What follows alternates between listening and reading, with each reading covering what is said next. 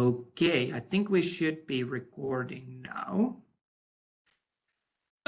First of all, thank you so much for joining me today. I do know that this is an asynchronous class. I know you have busy schedules, you have a lot going on. So by no means is there an expectation that you have to join. I do appreciate it if you join me. That gives us a chance to I think that's one of the big concerns that our college has is with the asynchronous classes, that students feel that it's more of a correspondence class than interactive class. So we're trying to create these different spaces for us to have a connection.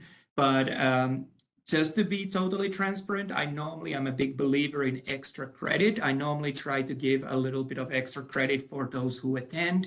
But again, that's not required. And this recording will be made available for anyone even later on.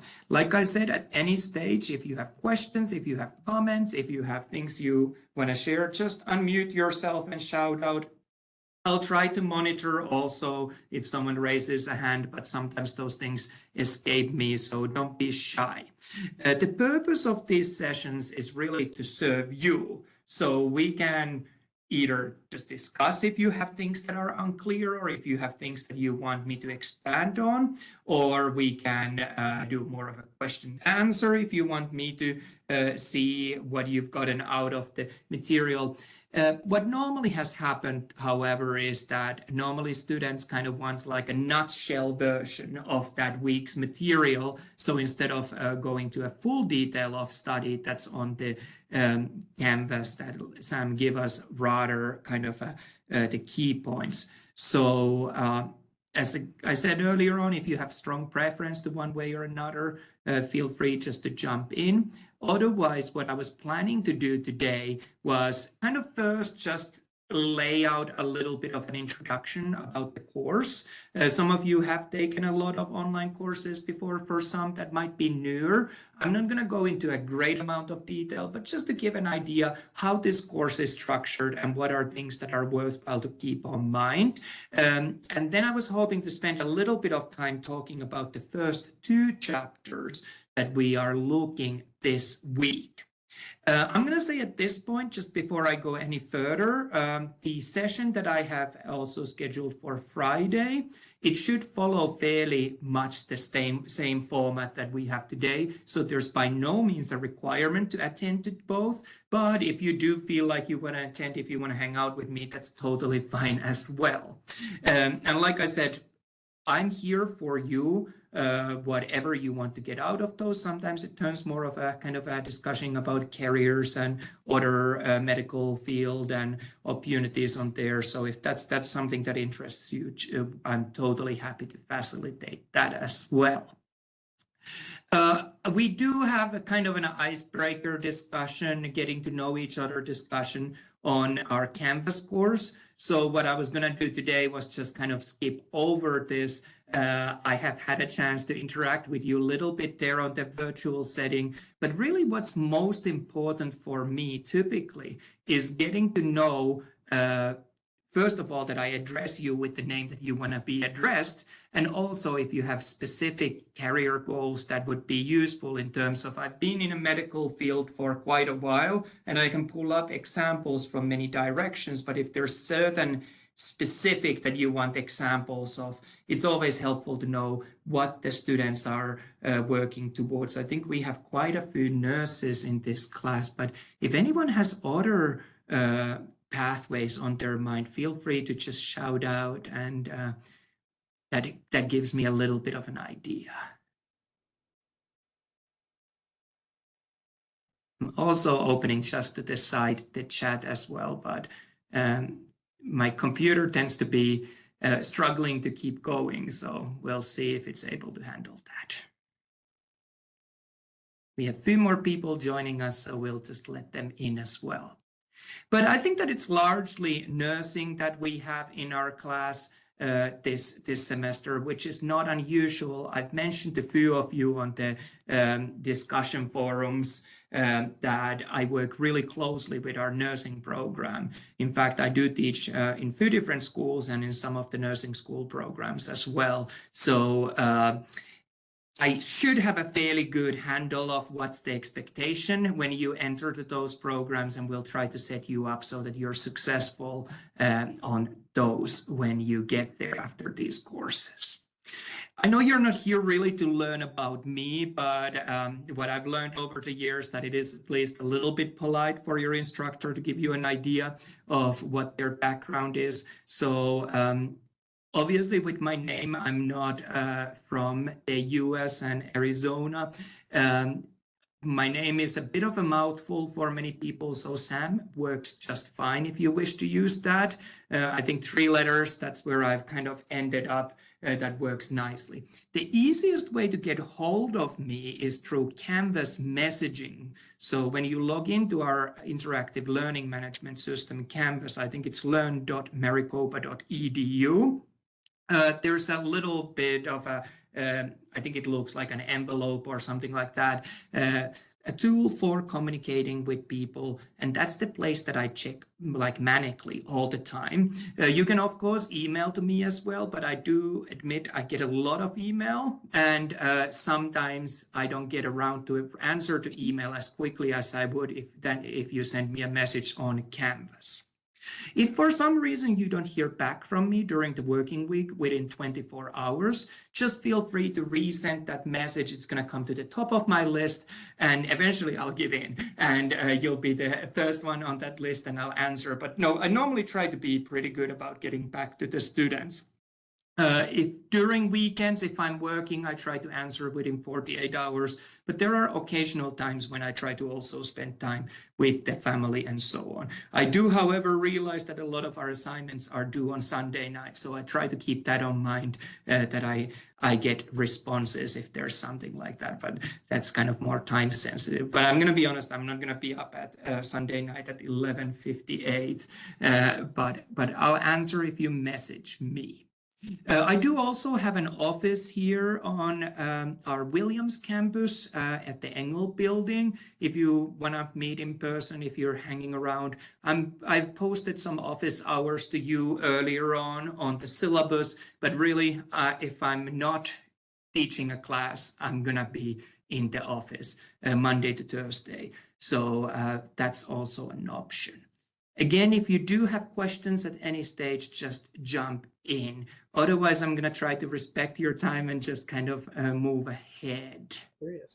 Sam, I'm curious, how do you say your last name? Oh, I love that question. Thank you. So my last name is Rauhalammi. Rauha means peaceful, and Lammi means pond. So it's a Finnish last name. I really appreciate everyone who is curious. I'm going to be honest, to most of you, it looks probably like a combination of random letters, one after another. That's how English language looks like to me. That is so cool. Well, thank you. Like I said, I've lived around the world. I've worked in medical field around the world. So I'm super happy to share if you have any questions or if you want to kind of explore that a little more. But thank you for checking that. I'm going to show real quickly why I'm teaching this class, why I guess I'm qualified in medicine enough to teach our college BIO201, 202. I teach other courses here as well. My real background is in medical imaging. So I'm especially interested in cardiology, and I'm especially interested in MRI imaging. And what you see there on the screen is a picture of a heart. And heart is kind of a weird organ. It doesn't sit aligned with any of the standard planes that you learn about the body. It actually sits in your chest in this angle. And what we see on the right bottom corner is a typical picture that we would acquire from the heart after there's been a cardiac event. So we'll see our left ventricle, that circle view, and then we'll see our right ventricle on the side. Here you would see a chest, you would see lungs, there would be diaphragm underwards, and a liver. But this is not material that I would examine you, so it's just kind of to introduce who I am and what I do, what me and the research group that I work with, what we're particularly interested is in terms of when we take images of a heart, on a patients who have had, for example, a blockage in one of the coronary arteries, obviously any tissue that doesn't get constant supply of blood, and with that oxygen nutrients, that's going to cause tissue damage.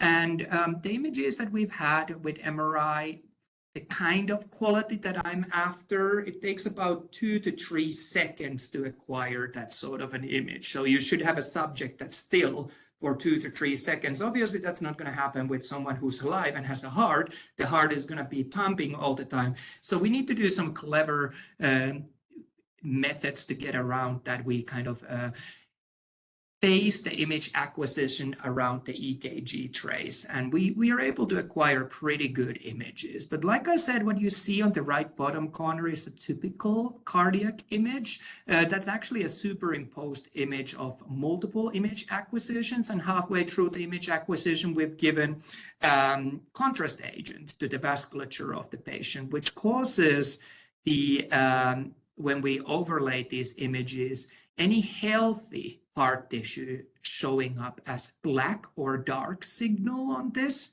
and any damaged heart tissue, as you can see here at the very bottom, that bright signal showing us as an elevated signal intensity. And that tissue, that bright signal there, is now dead cardiac tissue. There's nothing we can do about it. It's gone. No matter how we start treating the patient, that tissue was starved of oxygen for long enough that there's nothing left there. Often students get really upset or worried about when I show pictures like this. Obviously, we don't want people to have dead necrotic cardiac tissue, but at the same time, it's not unheard of. I've had patients who have had about half of their myocardial, ventricular myocardial mass necrotic, dead. They're still alive. They're not going to be running a marathon, but they're still alive. So that's what we've been doing for a long time in medical field, taking images of the heart with MRI scan. What I'm especially interested in is what you see here at the top pictures.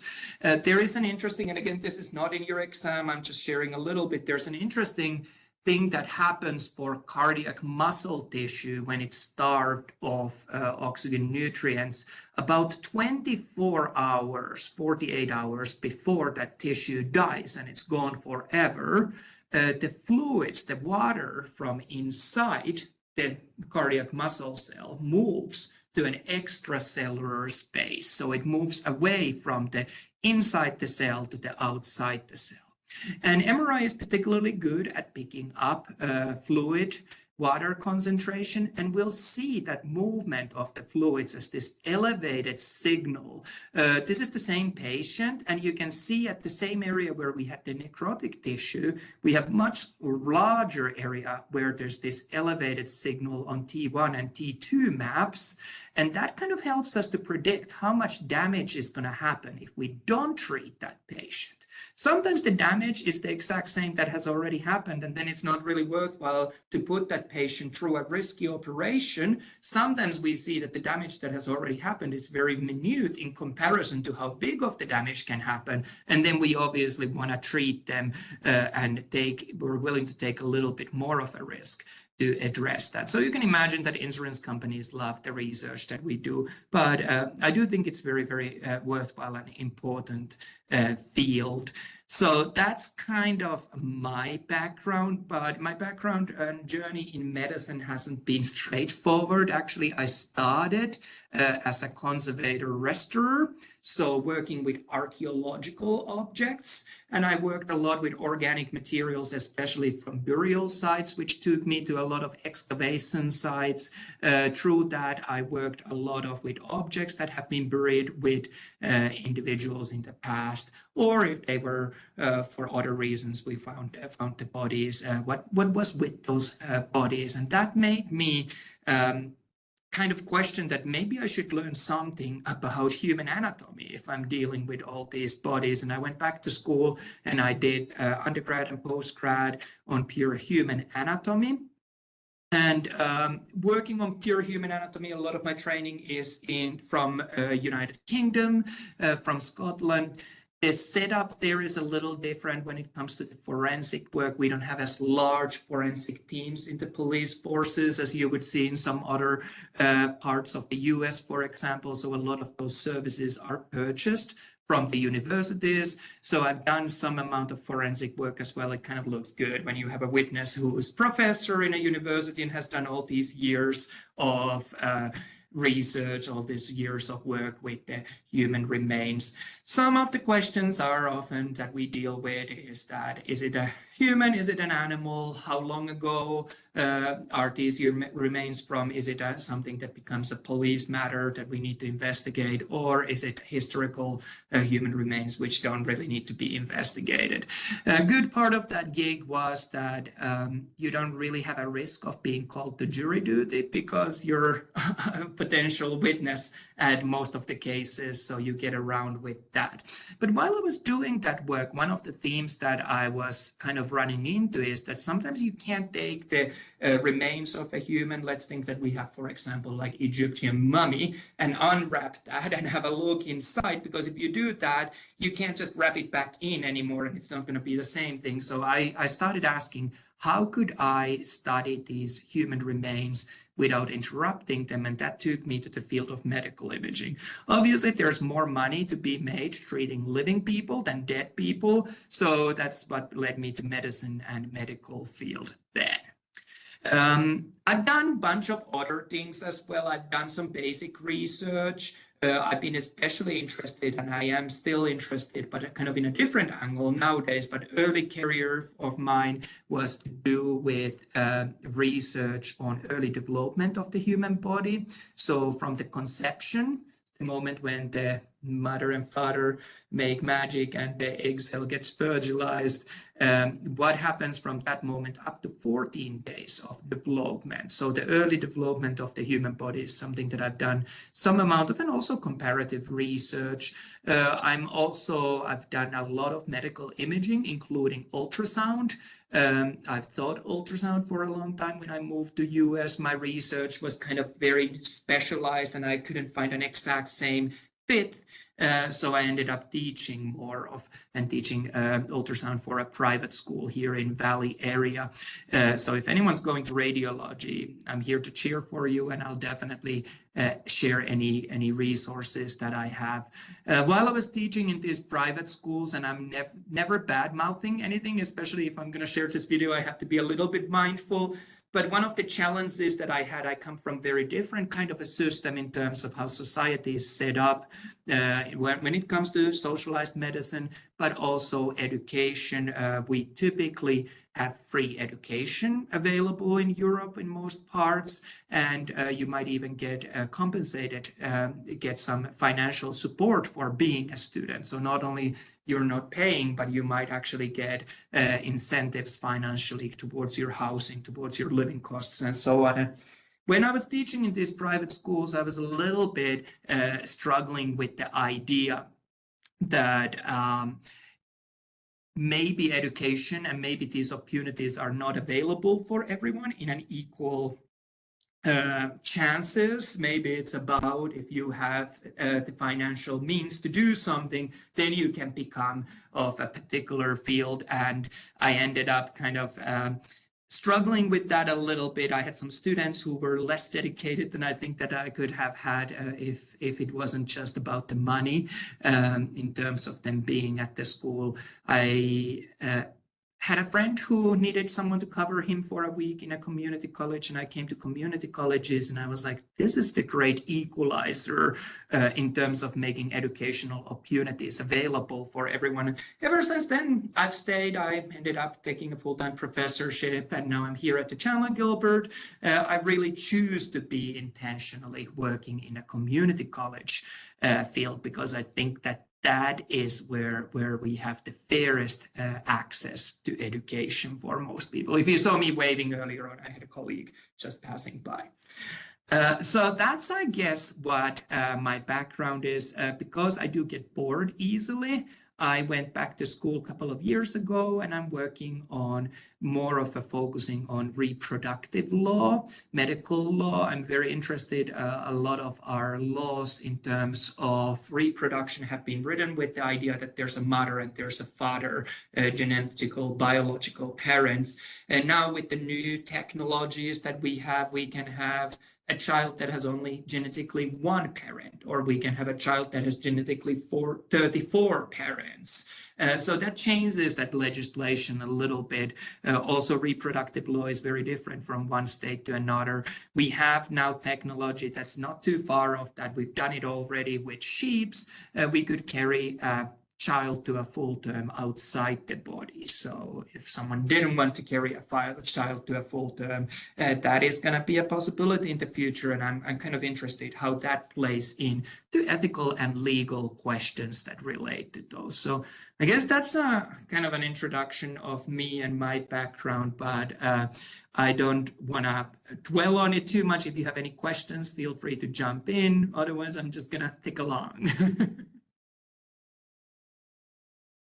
So on that note, let's have a look what we've got going on this week. So this course that we're taking together, instead of having the typical 18 weeks that we would normally have in a normal semester, we're going to do all of this in 8 weeks. So it's going to be a little faster than a normal course. And that's why you see that I give you typically week 1A and week 1B and so on, that there's 2 modules that we cover in 1 week. And that's really just so that we can kind of move ahead on a twice the speed of a typical semester. So that's why it looks so busy what we're doing.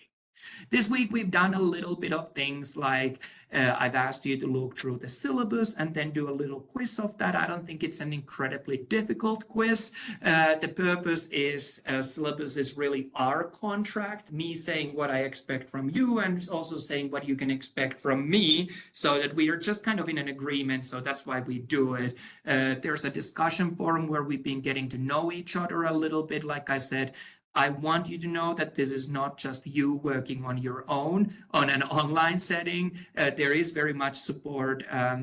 We have a big push at the college, again, to that engagement in these asynchronous classes. I have my own thoughts. Like I said, I'm a student myself. Sometimes discussion forums can feel like a chore. So you participate as much or as little as you wish. But you'll notice that often I ask follow-up questions on those forums and so on. It's not to stress you out. It's not to say that your answer wasn't great. It's just to give you an idea that, hey, if you want to discuss, that's a good space. And you don't necessarily need to answer to the questions. You can share whatever you wish on those discussion forums. So we have had getting to know each other. And then I also kind of try to chart what's the good time to meet. I think we're going to start with that meeting on Wednesdays and Fridays, but I might change it depending on attendance and needs and so on. So again, don't feel that you have to do something. I'm just sharing that this is a resource that's available.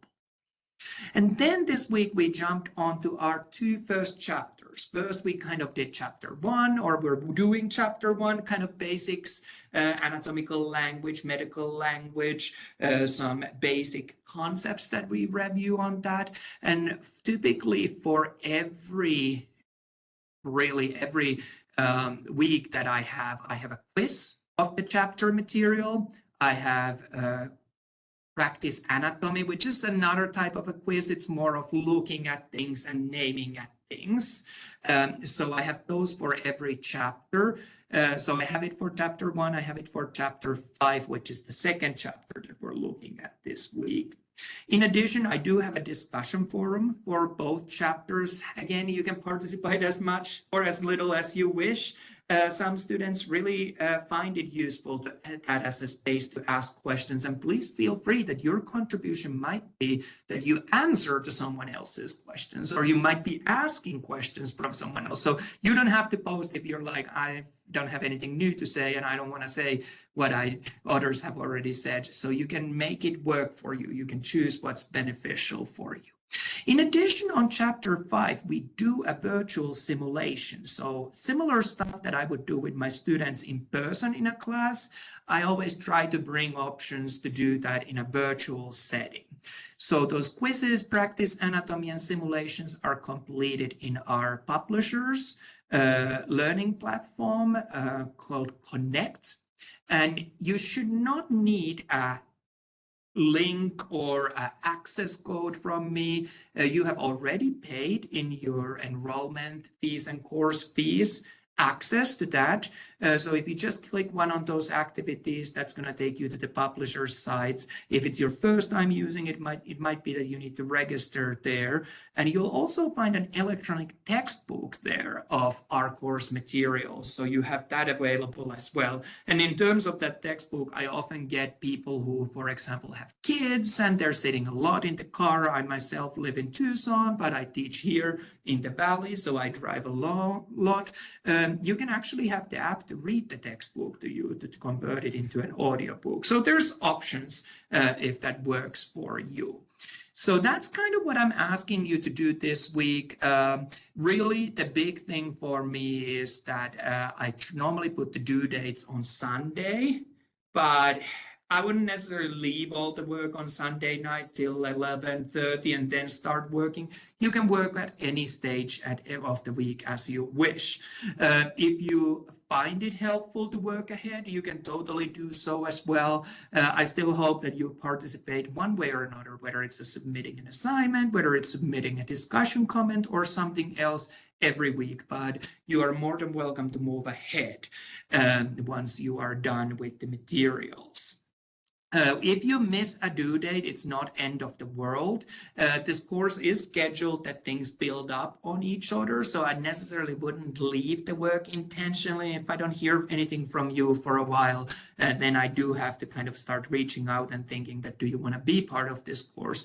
But if you do have a genuine reason you miss a due date, I'm usually pretty relaxed about opening those assignments even later on if necessary. So it's not a big deal. You might need to contact me if you miss a quiz or practice anatomy. Those tend to get locked and I physically have to open those. Having said that, I know that the syllabus says that there's no late assignments. That is really to keep my bosses happy. I think syllabus is a good place to start. I normally am more relaxed than what the syllabus says, but if we have issues, then I might kind of straighten it and be more of a, in terms of what the syllabus outlines. So just so you know that I'm pretty relaxed for me, but what's more important is that you're learning, you're achieving things than worrying about the little things. I don't get more money for making your life miserable, even though my kids would probably tell you the other story. But what's important is that you're learning, and then we'll take care of the other things. I also wanted to highlight really on this slide that you'll see that occasionally, or I'd not think actually in every chapter, I have one more type of assignment at the very bottom of the learning module, and that's called want more assignments. These are not assignments that you have to do. They're additional resources. I have some students who already have, for example, medical degrees, and they're just having to take this course because they're transferring from one country to another, or they need to have recent enough grade. If you feel like the quizzes, practice anatomy, discussions, food for thought, simulations don't give you enough of a challenge, those want more questions are more clinically based, more application based. So you can answer those, but that's not required, but I give extra credit for doing those. So sometimes my most advanced students just really go full on in to those want more assignments, don't do other stuff, and you can earn points that way as well. For me, what's important is that you get what you want out of this course, not really that you have to please me and do every assignment that I want you to do. I just, as long as you get the grade that you want to get, you're doing good. I mentioned really briefly there that we sometimes have also assignments that I call food for thought. Those are mini short essays about a paragraph in length, more of, again, kind of taking the material and doing something more clinically oriented with that. So that's what I was going to share about the homework. Does anyone have any questions? I'm still going to mention about the exams and practicals, but at this point, if anyone has any questions, feel free to jump in. I have a question, but it's more just like for clarification. For the Yes. want more assignments, just to clarify, you said that we can get credit for those towards our grade? Absolutely. Okay. So I know that I was a little vague on those, and I'm gonna tell you why. So there's a bunch of questions, and you can choose to do all of them, or you can choose one of those. So when students ask how many points is a question worth, it really depends what you do in terms of a question. Someone might write 2-word answer and then might not get like the same amount of points as you would get from a quiz, practice, anatomy, and discussion. But some students really go into those want more assignments. And if you do, I say if you do a perfect job on everything for want more, you can earn the same amount of points that you would have earned by doing the normal homework. So it's a kind of a moving scale in that sense. Even if you do all other homework and you still want to do those want more questions, you absolutely can do so as well. Sometimes I have students, and I don't know if this is relevant to you, and if I don't answer well, please ask a follow-up. Sometimes I have students who are just like really, really good students and want to get that A and are putting in the effort. You can totally do that. My want more questions don't close. They don't have a due date. I guess that it's at the end of the semester when they would close. So if you want to kind of keep them at the back as a chance that you might go later and do extra work to bring up your score, you totally can do that as well. But also, if you've done all of the homework for the week, you have idle time and you're like, I'd like to do something engaging with the material, you can use those as well for that. So my students, it's not unheard of people having more than 100% as their grade. You can collect those points in many ways. And you can also kind of be strategic that you collect points more actively when you have time. And then if you know you have a week or a couple of weeks when you're busy, or towards end of the semester when you're busy, if you already have enough points, if you're already standing at high enough grade, then you just skip what you don't want to do. So I guess that was a really long answer to your very good question that yes, there are extra credit assignments. It's up to you how much you want to do. Did that kind of answer? Yes, thank you so much. Awesome. So please, again, do know that I know that American school system is a little different and we kind of ask you to do a lot. I just care that you're learning and you're earning the points that you need to get the grade. Perfect. On that note, I want to say a couple of words, if that's okay, about the tests, because again, if I was a student, I probably would want to talk about those. But before we talk about the tests, I want to show one thing about the quizzes that sometimes confuses students. And I'll probably do an announcement about this as well, because I've received a couple of messages already from students, and that's my job to answer those messages. So this is no shade. This is just to kind of give you an idea that you're not alone if you're confused when you're taking the quiz. You can try quizzes multiple times. At the end of each attempt, it gives you the right answer. So you do what you want with that knowledge. I'm just putting it out there. But let's have a look of a quiz. This is actually from your this week's quizzes. Here we have a question, which of the following are functions of epithelial tissue? And then I would be asking you to choose all that apply. In this first attempt, we'll see what the student has done, and the student has chosen correctly that protection is one of the functions of epithelial tissue. Then they have also chosen that transport would be a function of epithelial tissue, and this was incorrect answer. So transport is not a function of epithelial tissue. They did choose correctly that absorption and sensation are functions of epithelial tissue. And finally, they also did a correct job by not choosing that structure building would be a function of epithelial tissue, which is not the case. So they should not have chosen that. So basically, they got one of these points wrong. Then they went back to take that quiz again, and this time they answered saying that protection is a function of epithelium. They were correct in not choosing the transport because transport is not a function. They again correctly chose absorption and sensation, but then they mistakenly chose that structure building would be a function of epithelium, and that was incorrect answer. So in both of these scenarios, they actually got the same score, which was not full score, even though their answer was different. So sometimes students get thrown off on those quizzes that you get not only positive scores for giving right answers, but you lose points for giving wrong answers if it's choose all that apply kind of a question. So I know that it's kind of mind trippy and it sometimes confuses students. So that's why I just wanted to share it at this point. But at any time, if you're unclear about an answer, if you have questions why you got certain score, that's my job. I'm around here and I'm going to help you. So I just wanted to put it out there because that seems to be one of those things, and I'm not blaming anyone. I would be confused too if I didn't know how the system works, that I'd be like, what is going on here? Any questions about that? I think we're good. I'm going to talk then real quickly about the tests. So we're going to have 3 exams on this course, and we're going to have 3 practicals.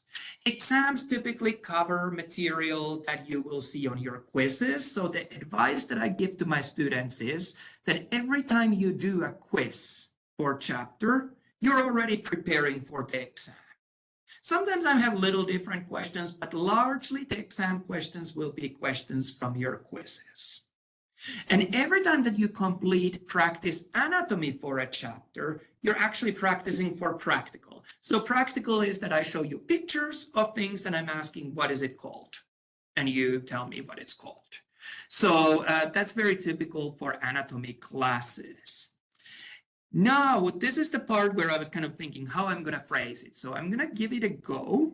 If after I've said it, it doesn't make sense, ask me and I'll phrase it differently. So our syllabus outlines pretty clearly how the exams, how practicals are taken, and there's kind of strict rules about that. I do syllabus because, like I said, it's a contract that we have, and it also keeps my bosses happy. However, I'm going to share here how I approach my profession and how I approach teaching. When I meet a patient for appointment, I have 8 minutes to meet them. During that 8 minutes, I spend 6 minutes to actually interact with the patient and the remaining 2 minutes to take notes. Am I going to fix someone and completely change their life and cure all of their problems in 6 minutes? Probably not, but that's the realities of the field of medicine that I'm in. But if I don't know an answer to something, I'm sure gonna check it, even with all the years that I have on the field. So if I'm prescribing a drug and I don't exactly know about that drug, contraindications with other medicines or so on, it's probably a good thing that I pull up the answer and don't just guess. That's what I would expect any responsible medical professional do, and I don't think that I can hold you to a higher standard than what I hold myself. So until we have an issue, until someone goes all crazy and we have to kind of go back to the syllabus, you're still going to answer to the syllabus quiz based on what it says on the syllabus. But I'm going to approach from the point of view that all of our tests are open book. You're going to take them online. I'm not going to lock your browser. I don't want to have a video camera looking into your house. I have some personal thoughts that it's probably an invasion of your privacy if I'm staring what's happening in your house.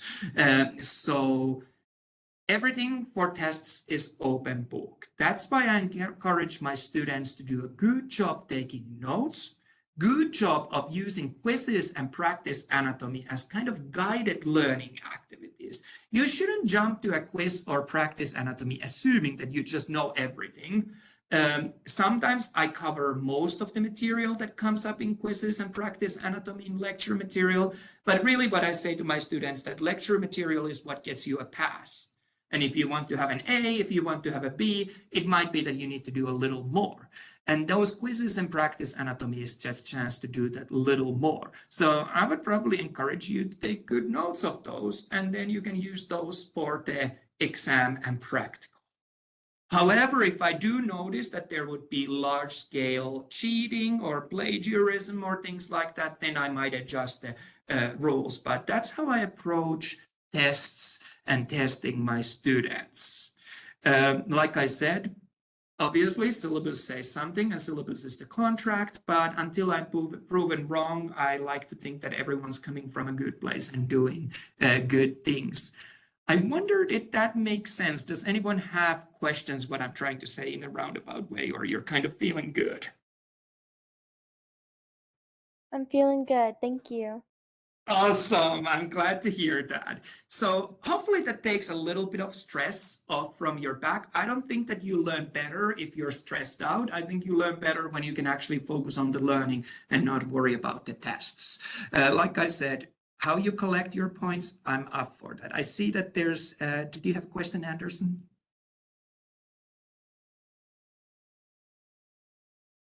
No question?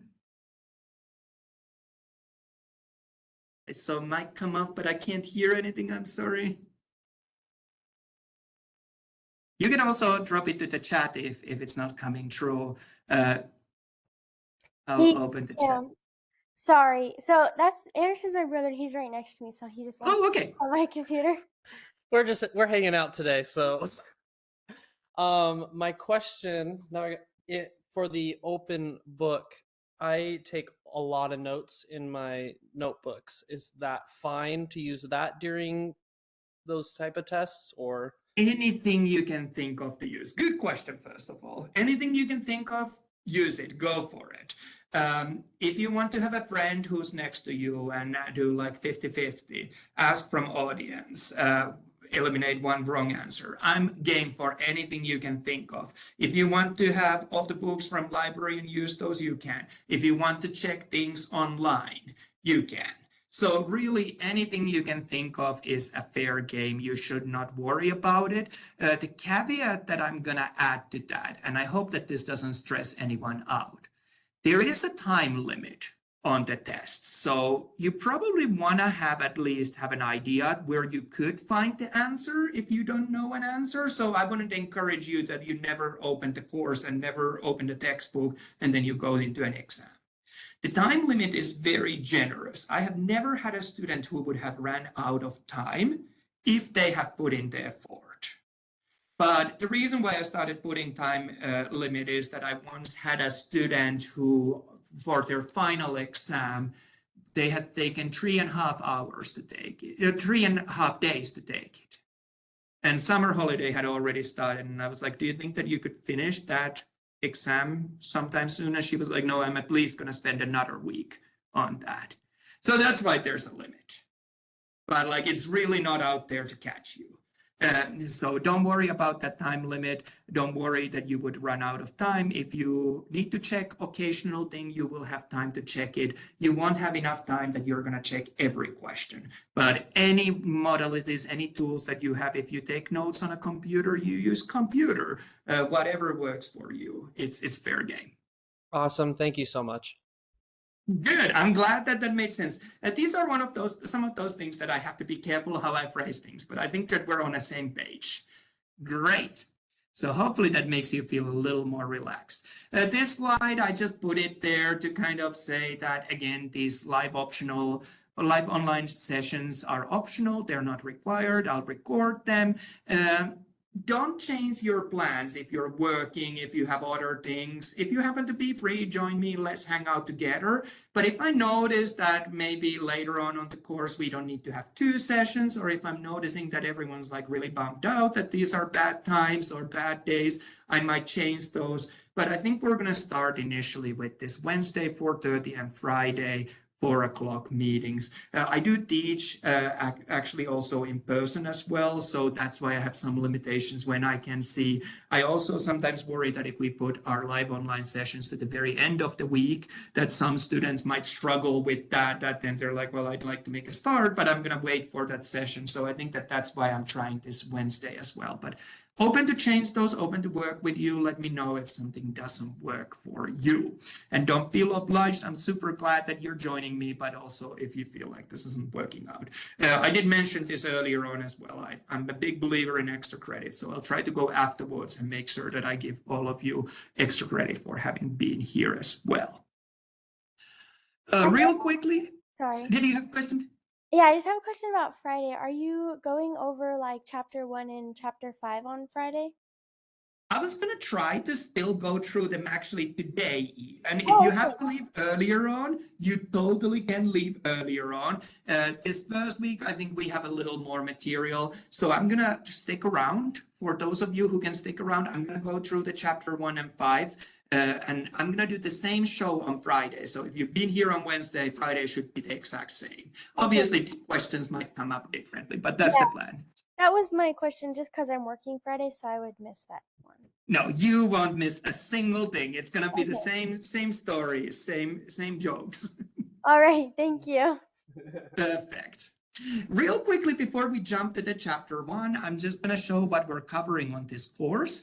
The first part of the course is the part that students often feel like, hey, are we really getting into the real A&P? So I start with the first chapter with some basic terms, basic review of systems, regions, movements, things like that. And then the second chapter that we look at, which is chapter 5, looks at tissues. So it's kind of a revision of the basics. Next week is probably the thing that's most familiar to you if you've taken any basic biology courses. I just go through basic chemistry of life, cells, genes, things like that. That's all we're going to do next week. So it's only one learning module, but the learning module covers 3 chapters. But it's basically to bring everyone to the same level. And from that point onwards, we actually get to the real body systems. So the way Americans love to learn about A&P is that we divide body into different systems and we go system by system by system. That's not the way we teach anatomy and physiology in rest of the world. In rest of the world, we tend to have more of a regional approach. So let's say that in this course, we would study upper limb. And we would study everything. We would study the bones, muscles, nerves, and blood vessels, so on, of that body part. So by the time I had spent about 2 years in med school and I went to my first clinical rotations, they were like, what do you know? I was like, I know head, neck, and upper limbs, nothing below. So it's a different approach, but this is the approach that how we do it here in the US. We go system by system. We'll start talking about the skin and associated structures, then about skeleton, first generally about bones and cartilages, and then the different bones of the body. We'll have a look at joints. We'll talk about muscles in general, learn the most important muscles in the body. And the final part of the course is talking about nervous system. So that's really the plan. And how I structure my exams is that there's an exam, and the exam covers always the chapters right before that. You've already been tested on chemistry and cells and genetics and tissues, so I'm probably not going to emphasize it in exam 1, even though we go through it. Exam 2 is going to cover only the skeleton, joints, muscles, and then finally exam 3, the nervous system. I don't have cumulative final exam on this course because we simply don't have time. So once you've covered those, once you've taken the exam, you're good, you're done. And I do provide a review session also for the exams. So I hope that that helps to kind of have an idea about that. The syllabus, I've mentioned it a few times now, so that is really a useful document. It actually, we spent quite a few hours, every teacher for every course, putting it together. Most answers can be found there. This is not to say that you're like in fault or you're in trouble if you don't find the answer there, but that's usually a good place to start. So check that out. I really encourage that. Here you also see the inbox for sending me messages on Canvas if you need. What else? Like I mentioned, a lot of the stuff on this course you will be doing at Connect. Connect will automatically push the grades to me, to the Canvas. The big thing is that when you're doing a quiz on a Connect, make sure that you also submit it. Don't leave it unsubmitted because otherwise those points won't come true. If you're having any issues with the Connect, they actually have a pretty good team help available to help you, and I'll help you as well. It really is worthwhile that we figure it out during the first weeks of the course, so you're not like halfway through the semester and being like, I still can't log in. That's probably not going to be good for you and not good for me. So again, use that Connect. You paid for it already in your course fees.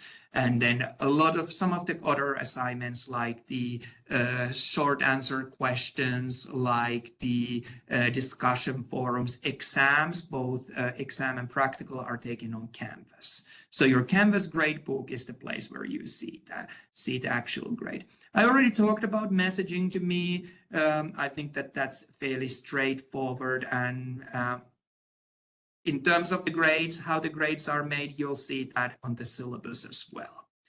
I do want to mention the next thing real quickly. I realize what the time is, but I'll try to work through around that. Disabilities come in so many different shapes and forms. Often my students think that when we talk about disability, it means that someone's in a wheelchair or they're missing an arm, they can't write an essay because of that, things like that. But there's also disabilities that are not visible. I'll use myself as an example. I have pretty severe dyslexia. I never realized that I have dyslexia, so letters kind of just move around for me. I can't spell real good. That's why you'll often see me, I'd write notes ahead of the class and I don't try to spell things during the class.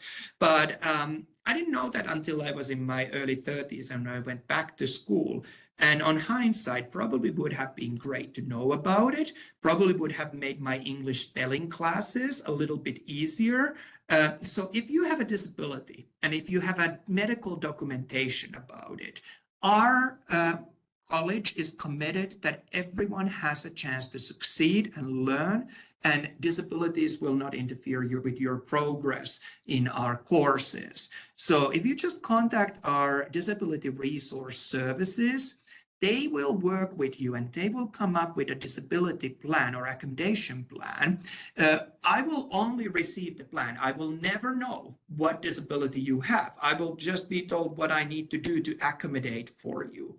I'll use an example. Often the accommodation plans might be that you have extra time in an exam. They might be, if we were in person class, for example, it might be that those students get really overwhelmed when they're in a room taking an exam so that they can exam by themselves somewhere else, things like that. It's my job to facilitate and work with those accommodations, but like I said, I will never out you. I'll never be like, oh, hey, you, because you have a disability, you do this. It's going to be done kind of very discreetly. But I want you to know that that resource is there.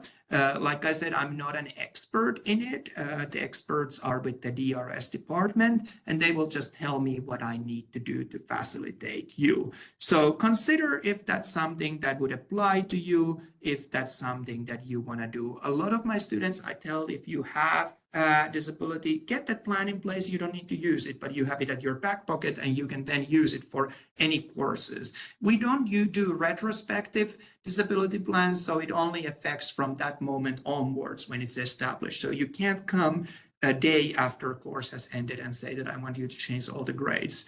It doesn't work that way. But you can go on the last day of the semester and say that I want to get a disability plan from today onwards. So I'll leave it to that. Legally, because I'm in the legal field, I find it interesting. I always ask my students, is a pregnancy disability? The answer is no, but a high-risk pregnancy would be. So there might be more resources and options for you than you realize. I'll just leave it to that.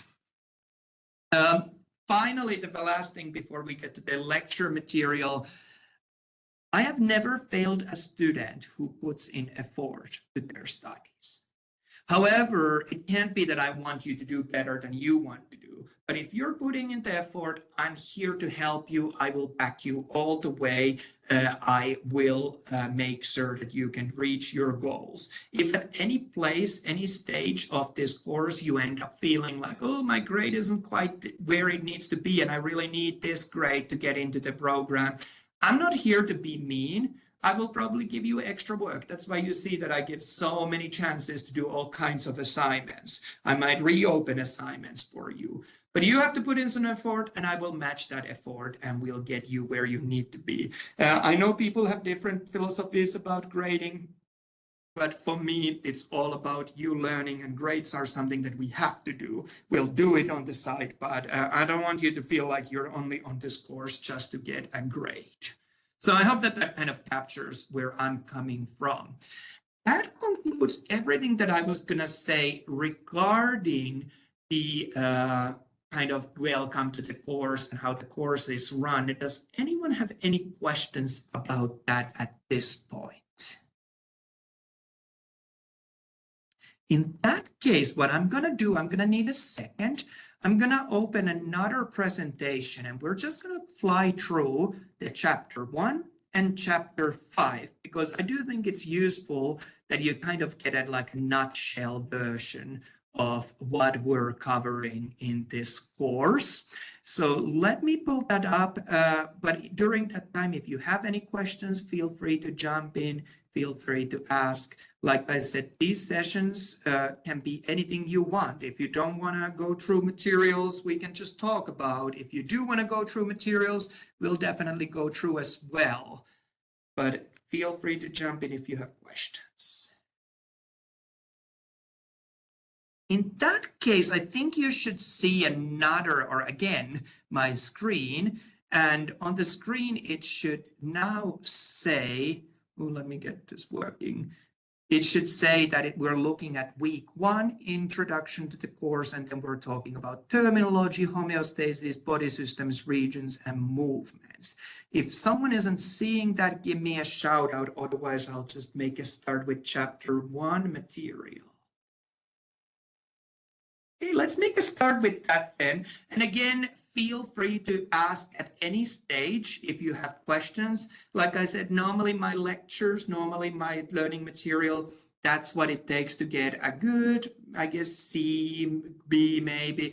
To get that A, we might need to go a little bit further. So if I'm not covering it on this presentation, it doesn't mean that it's not important. So feel free to ask if you have questions or you want clarifications.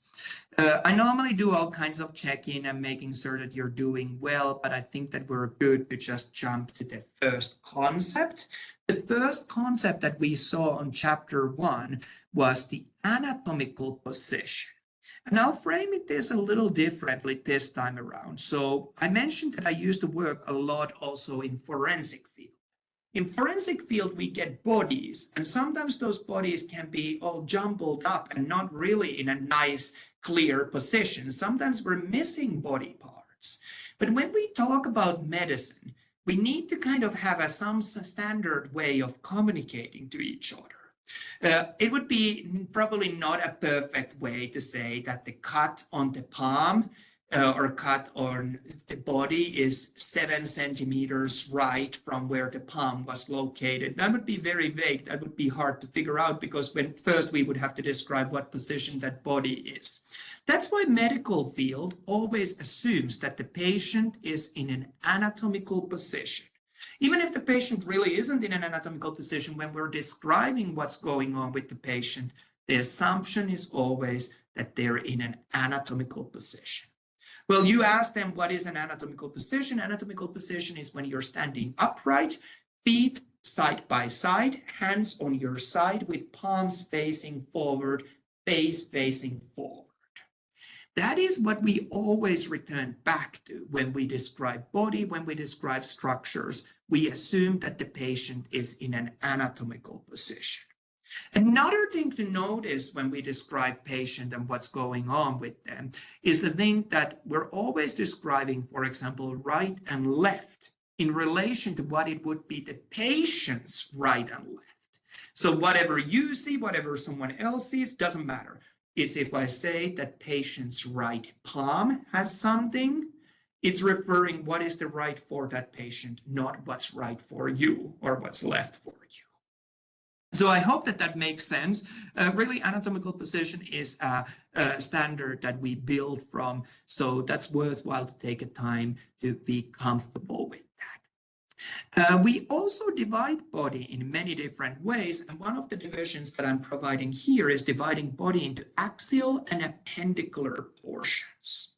And you'll see this when we go through individual bones of the body, for example, or muscles. So axial body is formed by your head, your neck, and your trunk. And trunk includes your chest cavity, your thorax, your abdominal cavity, your pelvic cavity as well. Really, if we think about this axial and appendicular division, most of your vital organs, most of the most important part of your body are housed within these axial body structures. You'll actually see that skeleton almost forms like this barrel-like structure where we enclose inside the most vulnerable portions. So axial body was the head, neck, and trunk. Appendicular body instead refers to all of the parts that are not part of the axial body, so your upper limbs and your lower limbs. Really, I think that for me as a non-native English speaker, I always think of when I have to send in, for example, an application somewhere, and I can attach appendixes to that. Those are kind of additional things. They're not the main part, but they're supporting of that. So that's how I think of our limbs. I think of our upper limbs, lower limbs, that they're parts in addition to the axial body, but not actually the vital parts, but they're important. So I hope that that division kind of makes sense. That division is something that will come back time and time again. So maybe it's helpful, maybe it's not. In terms of body and regional terms of the body, I think I provided this also as a handout for you on the canvas.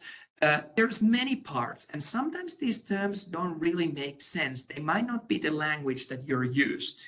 And at this point, many students are like, this is just that we do these things to torture you. And that's not the case.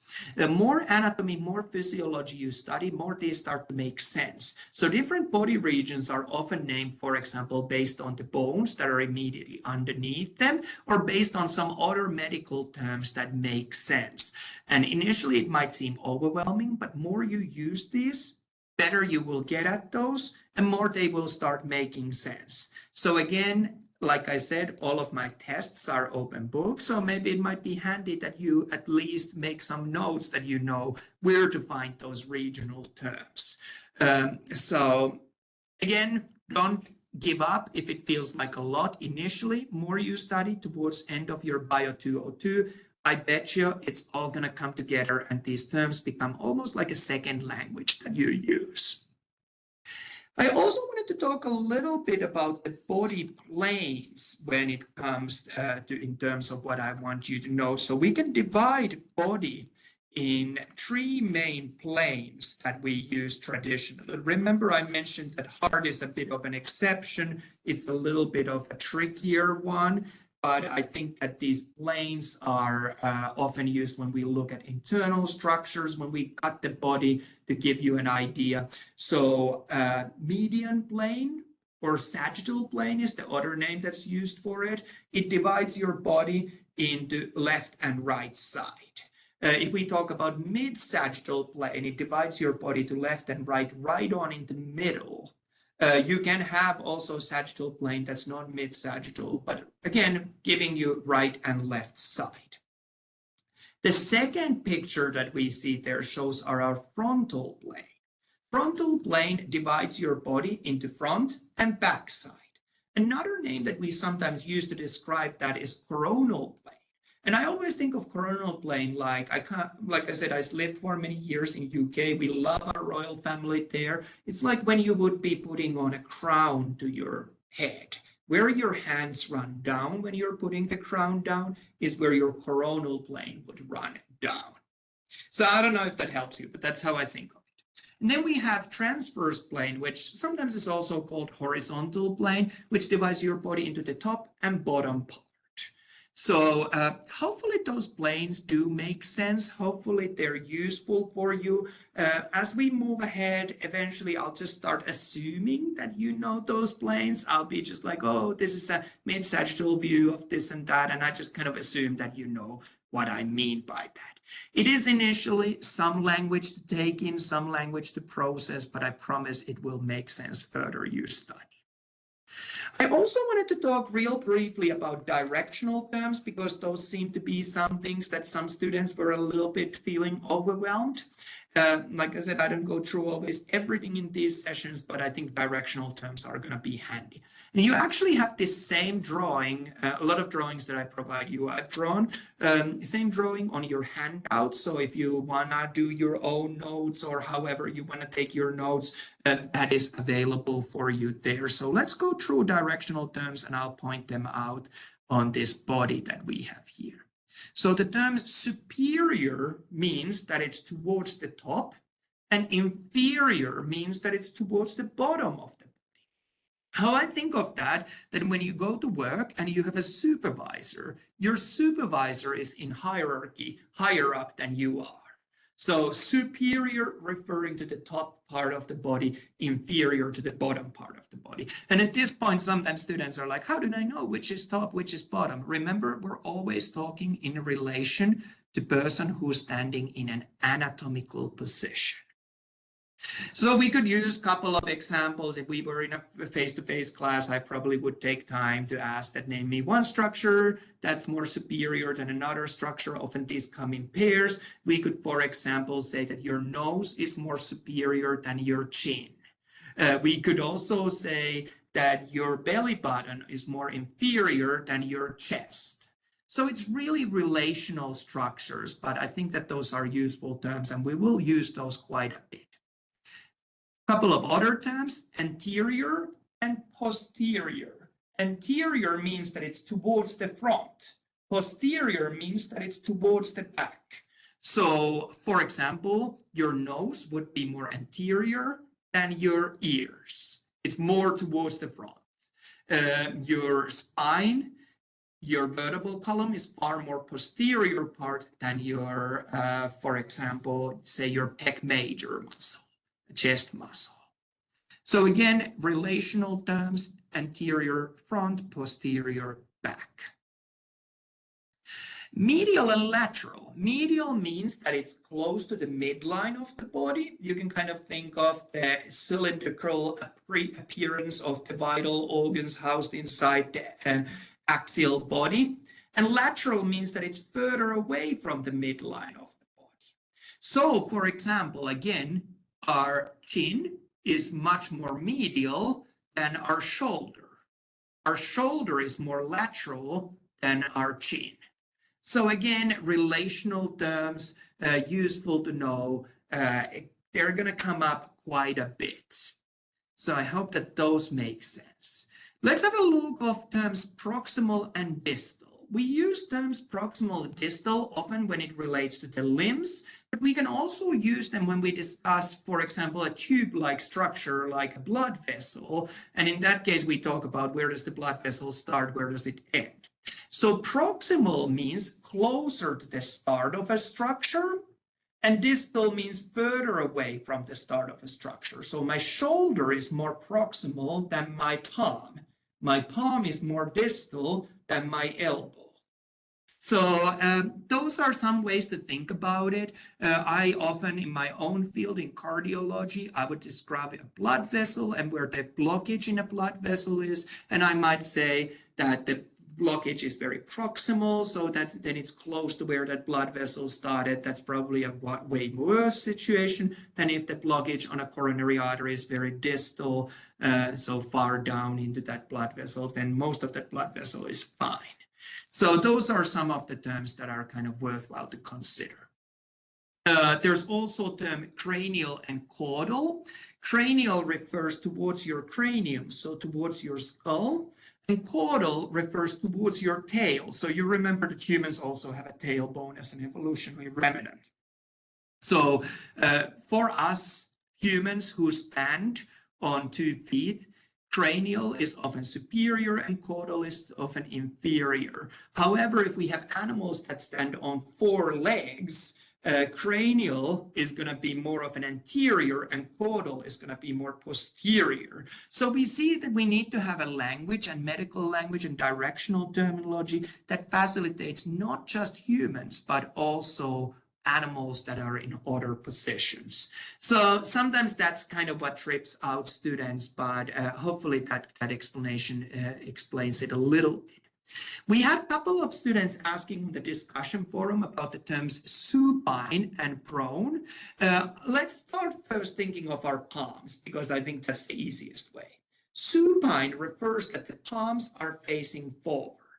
I always think of it when I think of these mnemonics that when I'm carrying a bowl of soup, my palms are in a supine position. When my hands or palms are in a prone position, they're facing backwards. You're not seeing the palm, you're seeing the other side. So that's one way to think of these two terms, but we can think of supine and prone also in relation to the entire body. And I posted some stuff about that, and I even think of some pictures on our discussion forum for chapter 1. Then we can talk about whether you're sleeping on your back or whether you're sleeping on your belly in relation whether you're prone or supine in your whole body position. So I hope that that helps with that as well. We also do sometimes talk about in medicine, or not just sometimes, quite often, things being superficial, which means close to the surface, or deep, which means that it's far into the structure. So those are some of our terms that you'll end up seeing. If you have any questions, feel free to jump in, but I think that that covers our directional terms. Well, in that case, let's have a look then a little bit of body cavities. One of the things that I think is super interesting and that I enjoy thinking about is that your body really is kind of divided into multiple cavities. You have overall two large. You have dorsal body cavity, which covers your cranial cavity and your vertebral cavity. So cranial cavity houses your brain, and then vertebral cavity your spinal cord. Put together, they make a dorsal body cavity. Then you also have your ventral body cavity, more towards the belly side. Ventral body cavity is made of your thorax, your abdominal cavity, and your pelvic cavity. And actually, there's not a boundary between pelvic and abdominal cavities, so this picture is maybe a little misleading. You can subdivide pelvic cavity into pericardial cavity, where your heart is, your pleural cavity around the lungs, and also mediastinum, which is really where the great vessels, for example, are at the center of the chest. So the reason why we learn these cavities, it helps us when we're locating structures in our discussions of the human body. But also the way I present it to my students is often that if something's important in body, we tend to put it inside a sac or inside a cavity to protect it. Sometimes it's a physical protection, mechanical protection, like your brain is basically just fatty nervous tissue, and it would be really easy to damage it, and that'd be really bad. So we put it inside the skull, inside the cranium, which provides really strong protective structure around it. Same for the spinal cord. It runs inside the vertebral column structures, protected by structures of vertebral column. Same for the heart and lungs inside your rib cage.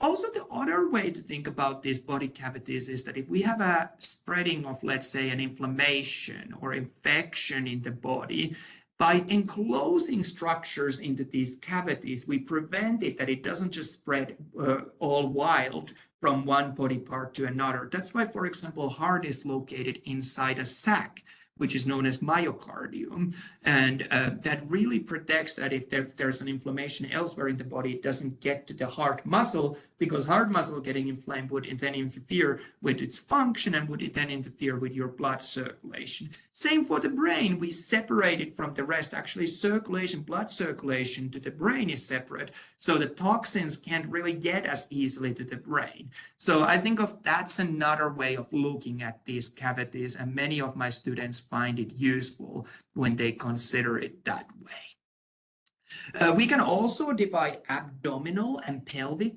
regions into different parts, and this really has to do with the fact that so many organs that we will talk about in medicine, so many organs that might have pathological things, are located somewhere within the abdominopelvic region. So easiest way is to divide it into quadrants. 1/4 for each quadrant. So we have right upper quadrant, left upper quadrant, right lower quadrant, and left lower quadrant. So that might be kind of sometimes helpful for students as they're kind of trying to locate. We could, for example, say that liver is located mainly within the right upper quadrant. So if we notice that patient has pain there, that might be a clue. If we see that patient has pain in the right lower quadrant, one reason could be that they have appendix in there that might be then inflamed. Stomach largely in the left upper quadrant, and then certain other parts like your sigmoid colon in the left lower quadrant. So it's one way to kind of be more specific in medical notes. I don't just say that patient has sore belly. I can actually give more information with these divisions. We can do even better, and we can divide abdominal area into 9 regions. And each of these regions can again be used to describe what's located in that area. And I'll let you learn more about those independently if you're interested about those. But I think that that's kind of helpful. So that brings us to the end of chapter 1.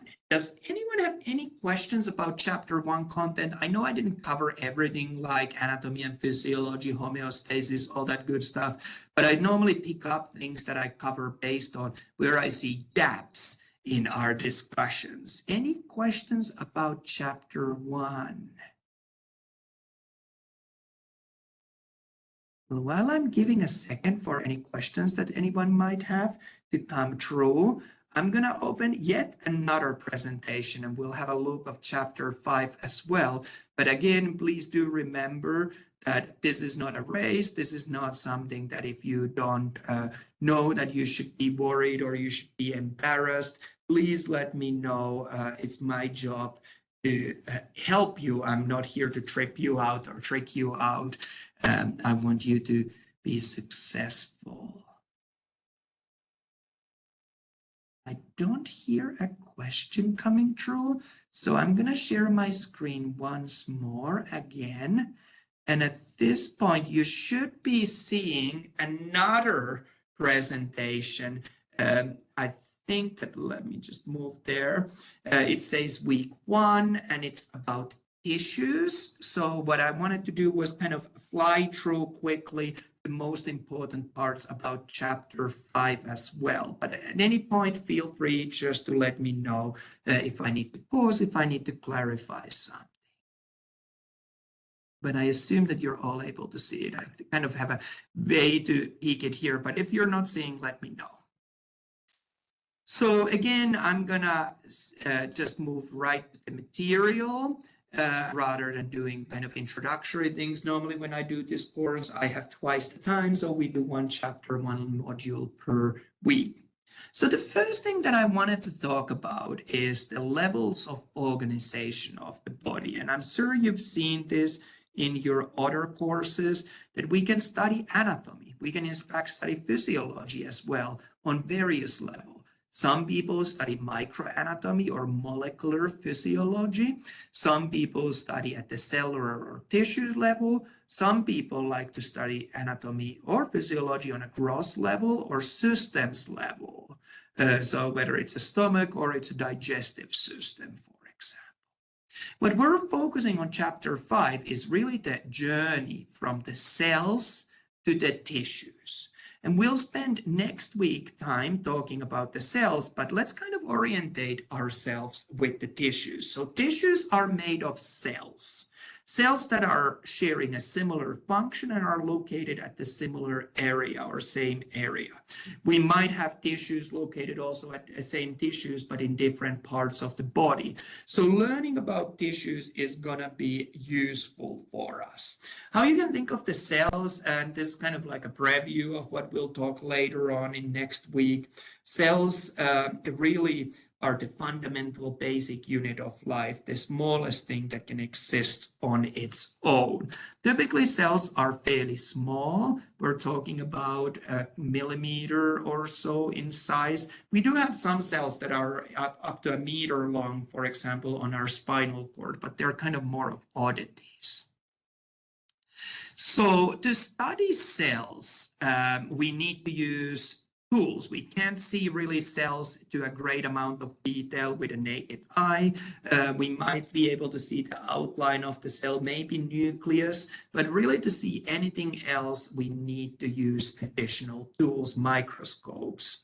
So what you'll typically see in a classroom is a light microscope, which allows us to use light beams that go through the sample, and that sample needs to be specially prepared, and that's what you'll get to practice on our virtual lab on chapter 5, how to prepare a microscopic slide to study.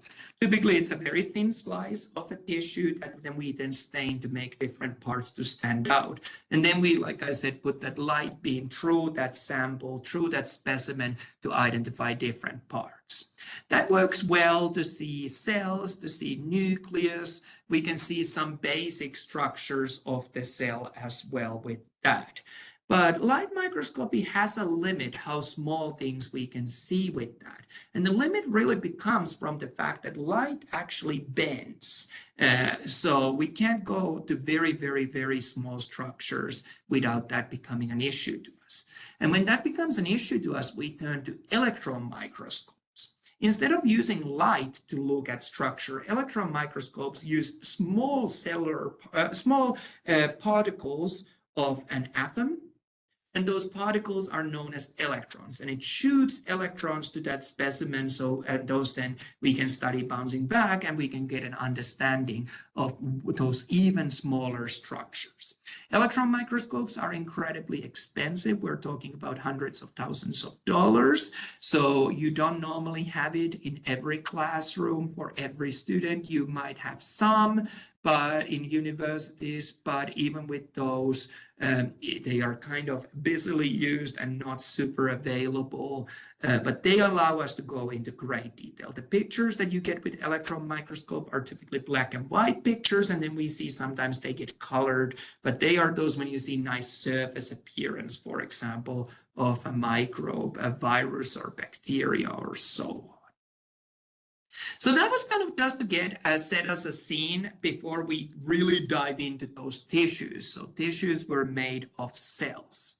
The field of cytology would study those cells, whereas the field of histology studies tissues. So multiple cells on the same area sharing similar function. In terms of the tissues, I've already defined tissues as groups of similar cells. They share structure, often same function. They're often located on the same area. And the field that studied tissues was known as histology. I think I already mentioned that. And there's really 4 main groups of tissues in your body. There's actually a lot of subgroups within these. So this is kind of to set a scene, and then we can go into more detail. But let's have a look of these 4 main tissue types that we have in the body. We have epithelial tissues, connective tissues, muscle tissues, and nervous tissues. And what I was going to do was to go through quickly of each of these. But again, remember that this is an oversimplification. In reality, there's much more nuances to these. So epithelial tissues, or epithelium, as you see it sometimes called, they form coverings for surfaces or cavities within the body. They're often sheet-like structures. That's also where we will see structures like glands. Good examples of epithelia, I think that skin lining your intestines, the mucosal layers are good. I mentioned some glands as well, salivary or sweat glands, for example. If we really think of, and I don't know if I have it on the next slide, I don't, so I'm going to talk here. If we think of the functions of epithelial tissue, it's really to protect structures that are either inside or outside, underneath or not underneath those. So they form often barriers. For example, skin is a really good example of epithelia. It keeps what should stay inside, and it keeps what should stay outside. So they protect. They also help with absorption. So certain materials can move through these epithelial layers while other materials cannot. So we need to have that kind of a balance there. And that's why epithelial layers often are good for absorption. They facilitate easy passage through, so they can't be super thick or super hard to pass through. Also, epithelial layers can filtrate They can excrete, they can secrete. So again, movement of materials, not just in through them, but also out through them, or just removing materials that go through, slide through, or go through those. We will also see a lot of sensory functions with the epithelial tissues. So reception, so sense of, for example, feeling cold or hot when it comes to the skin, or feeling pressure on it. Sometimes feeling that, oh, there's something pushing on it, or even to the level of pain. Then a couple of words that I wanted to say about connective tissues. I think that that's a good next place for us to look at. Connective tissues really do what the name says in the thin. They connect parts of the body. This connection can be a physical, but this can be also a physiological connection. So they bind or support or protect structures. Good examples, I think bone, skeletal system is going to be a good one. We'll see tendons, we'll see soft tissues like fat tissue, adipose tissue, even blood. Like I said, the connection could be physiological. Like I said, they can do different things. Insulating fat tissue is really good for that, or even storing, like fat tissue stores energy, transporting things like blood. So a lot of things. Connective tissue is really a large group and holds a lot of things that fall underneath there. There's 4 main classes of connective tissues. Connective tissue proper, cartilages, so things like giving a firm, widest flexible layer, or bones, or blood. So those were the big ones to notice there. I guess that in terms of them, since I mentioned those connective tissue proper around lungs, fat cells, tendons, ligaments, cartilages, I think tendons and ligaments especially good there. Hyaline cartilage, elastic cartilage. In terms of the bone, we'll unpack that a little bit more, but I'll mention later on the course, but I'll mention now we might have compact bone, or we might have spongy bone. Same with the blood, we can kind of then go into more of a detail, whether we talk about different elements of the blood, red blood cells, white blood cells, plasma, platelets, and so on. One of the things that's characteristic for connective tissues is that we often see a lot of matrix in connective tissues. This extracellular matrix is kind of where everything else is, and then we might see cells there. Moving onwards, talking about muscle tissues. Muscle tissue is really one of the things that we often think about when we think about muscles, is that they contract. And as they contract, they create movements. But they do a lot of other things as well. There's a lot of blood supply to our muscles. And we can divide muscles into 3 main groups. We have skeletal muscles, and I guess I could sketch them here for our presentation. Let me see if I can do it. So skeletal muscles typically are, if we look on a cellular level, they're kind of cylindrical in shape. They're shaped like little cylinders. They do tend to have multiple nuclei. So not just one nucleus, but nuclei in many different places. Oh, I'm having a little hard time drawing it. Let's see if this works better. Typically, these nuclei are towards edges of the cell, the skeletal muscle cell. And one more characteristic that's very good giveaway that we're looking at skeletal muscle are these striations, these stripes that run through the skeletal muscle as well. Skeletal muscles are under voluntary control, so you get to choose that you move that muscle or you don't move that. Those are the big muscles of the body. We'll spend a significant amount of time this semester looking at those. The next muscle cell type that I wanted to talk about is going to be our cardiac muscle. Cardiac muscles are these branched cells. So they're not just a cylinder in shape, but they actually divide in multiple branches. At the end of those branches, we have special adaptation known as intercalated disc. These intercalated discs help with passing messages and passing materials from one cardiac muscle cell to another. So if you think of the function of the heart, it's really to have all of those muscle cells on the same area contracting at the same time. Another dead giveaway thing that helps us to identify cardiac muscle cell is that they have a central nucleus. And again, we will see those striations that we talked about earlier on as well present in those. Cardiac muscle cell is involuntary, so you don't have to think about, I'm going to have a heartbeat now. It just happens.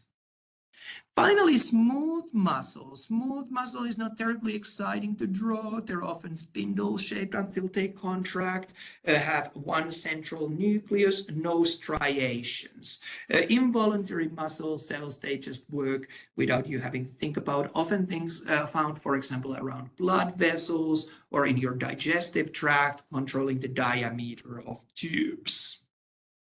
So those are our 4 main muscle types. We'll unbundle more of those as we go through the course and look in more detail on those. Finally, nervous tissue, and this is really, I'm going to keep it very basic at this point because we will talk about nervous system in such a great detail later on during this final third of this course. So nervous tissue plays a role as a nerve. We can look at this individual cell, a nerve cell, and then we have supporting cells to those neurons as well. We often see many different kinds of nerve cells, but we show typically students this generalized model or generalized simplification of what we find in nerve cells. They have the cell body where we see nucleus. They have their dendrites, which collect information towards the cell body. So the information is coming in. And then they typically also have an axon that comes out.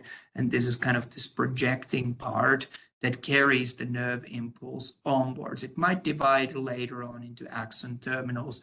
We often see also myelin fatty material around the axons. But all of these things, you'll get to learn a lot more about nerve cells as we go through the rest of the course later on.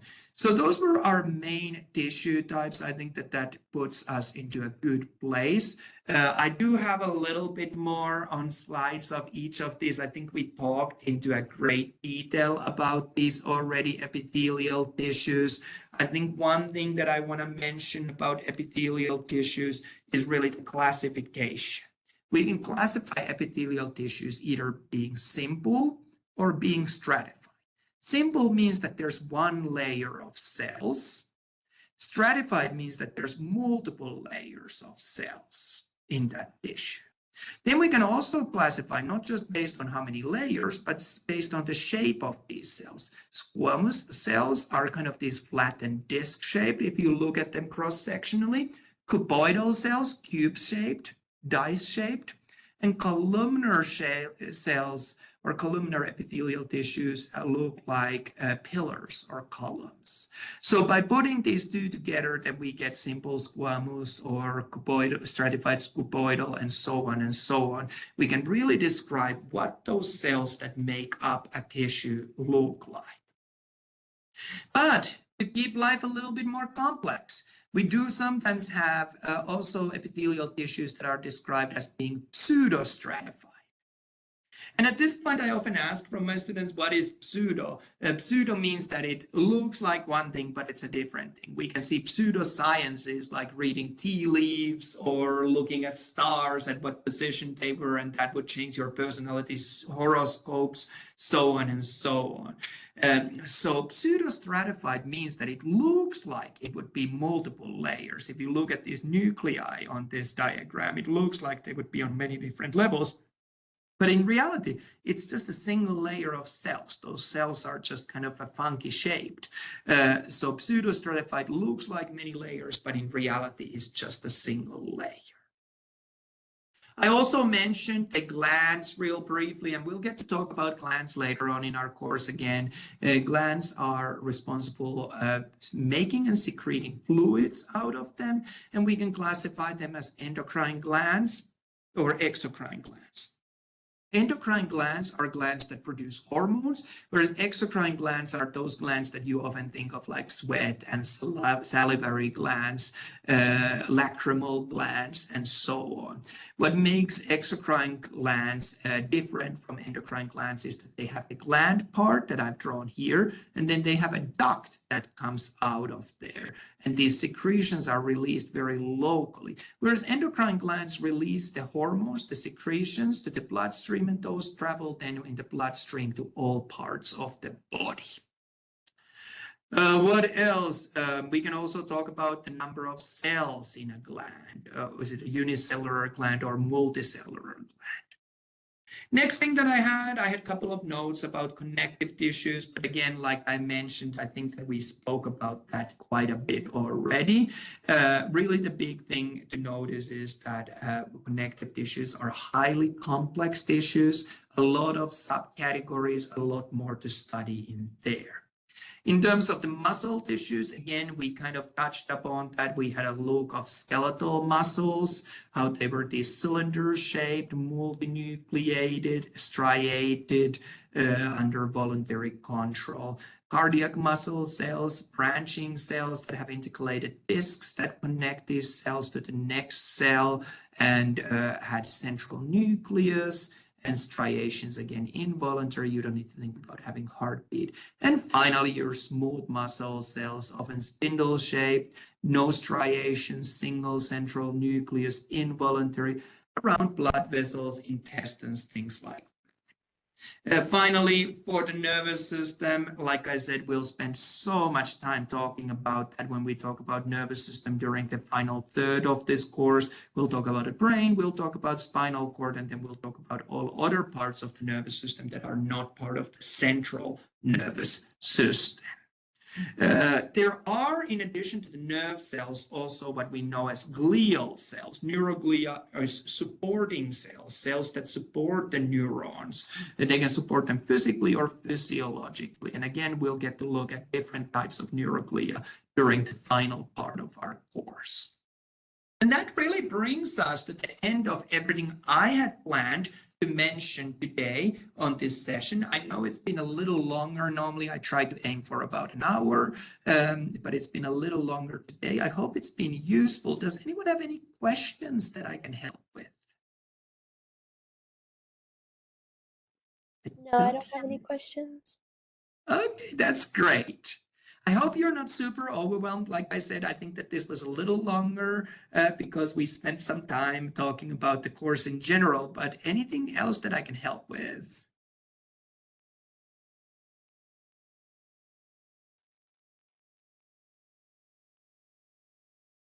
See Anderson unmuting. I don't know. I can't hear it. Yeah, for some reason his microphone doesn't work. Yeah, I'm just saying Sorry. thank you. Awesome. Well, I really appreciate you joining. Like I said, I'll try to make it worthwhile and give you some extra credit for being here. The Friday session is going to be the same stuff, so don't feel like you have to or even watch the recording. You've covered it. I promise, like I said, that there's many ways to get points in this course. Do what's helpful for you. If we're doing stuff that's too familiar, then move on to those one more questions. If you feel that those quizzes, those practice anatomies are useful, simulations, short answer questions, do those. I'm not gonna be mad if you skip one or another assignment. This is not to say that I don't value. I just know that sometimes students feel like the discussion forums are a lot. I'll try to be very active part on those because that's the kind of requirement that our college sets up. But really what I want you to do is what helps you, what's useful for you. So we're going to wrap it up here today. Again, thank you for being part of this class, and we'll do another session on Friday, and we'll probably keep doing these throughout then rest of the semester. I'm planning to have next week also a Wednesday session like this. Thank you again. Thank you. Thank you. Thank you. I'll stay around if anyone has questions, but you're free to go. Okay. Bye-bye. Thank you. And I think that that's a good time for us also to stop our recording for today. I really appreciate everyone who has joined this session, even if it wasn't in live setting through a recording. Remember, again, this course is not you alone against the world. The discussion forums are there. I'm very approachable, very responsive, also through messages. So the purpose is to be there and purpose is to help you. I hope you have a good rest of the day, rest of the week, and I look forward to seeing you at the discussion forums. Thank you. Bye.